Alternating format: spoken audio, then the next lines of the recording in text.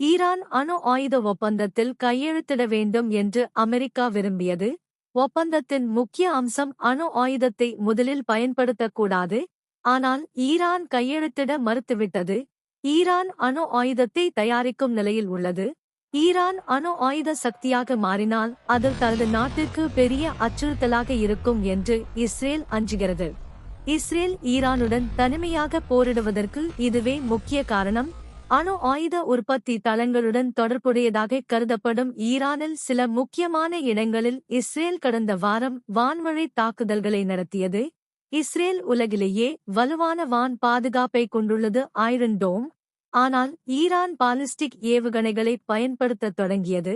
ஈரானுக்கும் இஸ்ரேலுக்கும் இடையிலான தூரம் சுமார் 1300 கிமி முதல் 1500 கிமி, 800 முதல் 930 வரை மைல்கள் ஆகும்.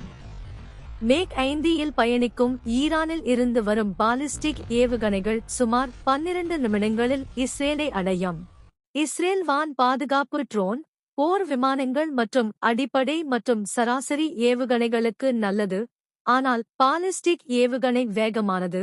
இஸ்ரேல் ஐரன் டோம் பாதுகாப்பு பாலிஸ்டிக் ஏவுகணைக்கு தக்கு பிடிக்க ஓரளவுக்கு மேல் முடியவில்லை.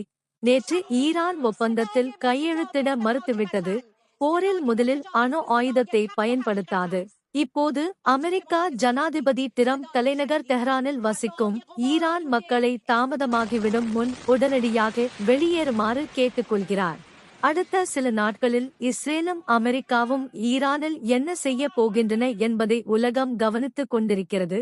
ஆனால் இஸ்ரேலிடம் ஈரானிய நிலத்தடி அணு ஆயுதம் மற்றும் நிலத்தடி ஏவுகணை தொழிற்சாலை தளங்களை முழுமையாக அழிக்கக்கூடிய சில பதுங்கு குழி குண்டுகள் உள்ளன.